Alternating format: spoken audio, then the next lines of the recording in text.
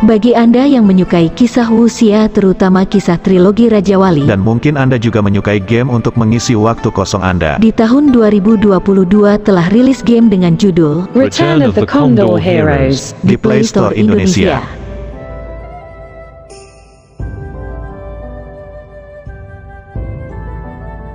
Yang menarik dalam game ini, karakter hero yang digunakan adalah karakter tokoh dari zaman kisah pendekar Raja Wali seperti Guo Jing hingga sampai era Pedang Langit dan Golok Pembunuh Naga seperti Zhang Wuji. Setiap tokoh memiliki gambaran bentuk yang dibuat seperti tokoh yang ada dalam cerita. Sebagai contoh, Nona Lung yang nampak cantik dengan gaun warna putihnya, atau Yang Guo yang bertangan satu. Cinta itu seperti mimpi. Waktu berjalan cepat, 16 tahun berlalu begitu saja.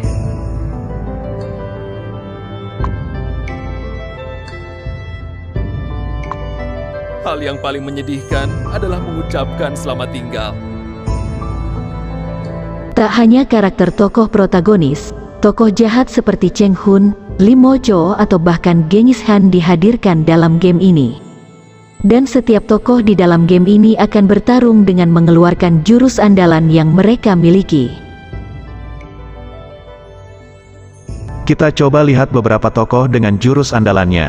1. Hong Qi Gong dengan jurus 18 tapak naga.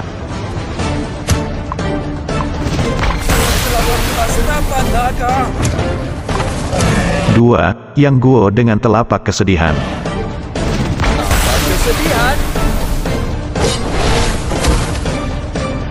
3. Zhang Wuji dengan jurus memindahkan langit dan bumi. 4. Tetapi ada yang lucu dan sepertinya diada-adakan. Sebagai contoh, Xiao Zhao mampu mengeluarkan jurus tapak 100 bunga.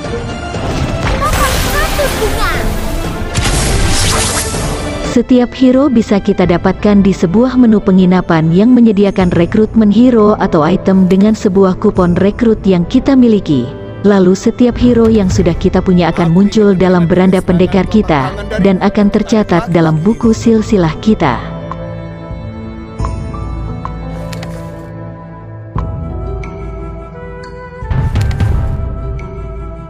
Menariknya, setiap hero yang tersusun rapi dalam tabel silsilah akan memunculkan fungsi dan kemampuan hero dalam game dan juga sedikit catatan biografi tentang hero tersebut. Hal ini bisa menambah wawasan kita tentang setiap hero dalam kisah trilogi Raja Wali.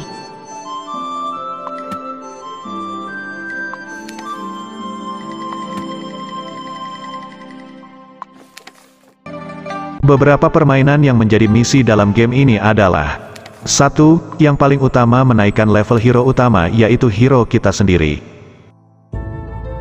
2. Mendapatkan hero karakter tokoh trilogi Raja Wali dan meningkatkan levelnya di dalam game ini. 3.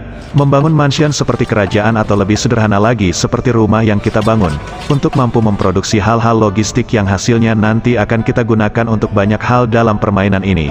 Sama halnya dengan hero, kita juga harus menaikkan level semua item dalam mansion untuk mendapatkan hasil logistik yang lebih tinggi.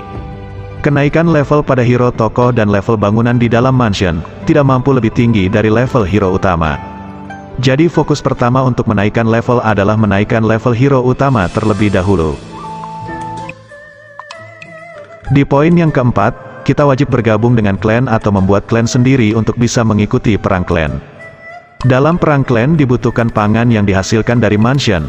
Lalu setiap perang yang kita ikuti kita bisa mendapatkan beberapa item atau bahkan EXP yang bisa kita gunakan untuk menaikkan hero utama. Jadi keempat poin utama di atas saling terkait.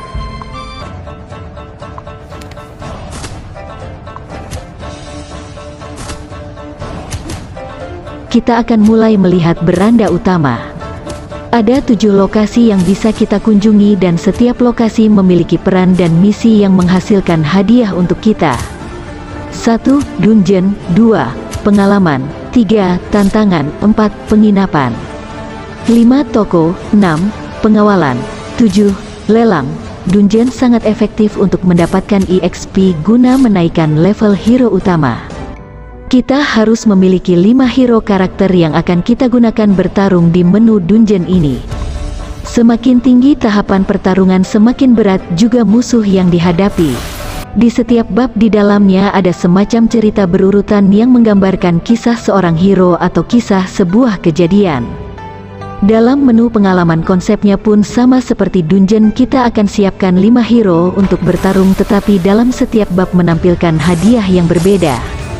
Ketiga, dalam menu tantangan. Dalam menu ini kita akan dihadapkan dengan hero dari pemain lain. Ada 3 lokasi pertarungan utama dalam menu ini. 1. Arena. 2. Duel pedang. 3. Duel puncak. Menu berikutnya menu tambahan yang akan terbuka di level yang cukup tinggi. Menu beranda selanjutnya adalah penginapan. Menu ini digunakan untuk rekrutmen hero, fragmen ataupun item pendukung lain. Ada 2 lokasi rekrutmen. 1. Rekrut pendekar. 2. Undi item. 3. Rekrut mitologi.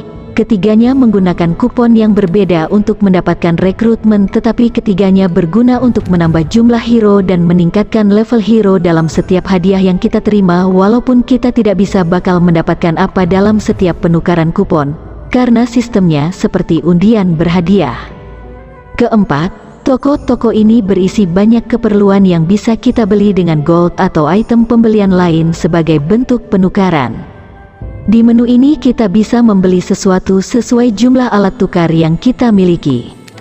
Perbedaannya dengan penginapan, kita bisa membeli setiap item di sini dengan pasti. Kelima, pengawalan. Menu ini hanya bisa terbuka di level hero ke-65. Secara singkat kami jelaskan, dalam menu ini kita juga akan mendapatkan banyak item yang bisa kita gunakan untuk menaikkan power hero utama. Keenam, menu lelang. Menu ini kita gunakan untuk menjual atau membeli barang milik pemain lain atau milik kita sendiri seperti layaknya pelelangan di dunia nyata. Masih ada menu lain yang kita bisa dapatkan di beranda bawah, atas atau samping.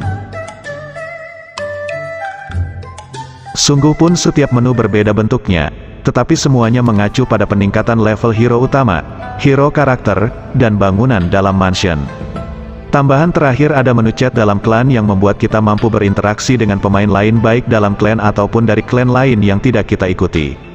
Mungkin ada banyak hal menarik yang tidak bisa kami jelaskan dalam konten ini, tetapi game ini kami angkat hanya karena ketertarikan bentuk game yang memunculkan cerita ataupun tokoh dalam kisah trilogi Raja Wali. Selamat mencoba. Jangan lupa like and subscribe channel ini. Dari jutaan kisah menarik dan dari setiap kisah Wuxia.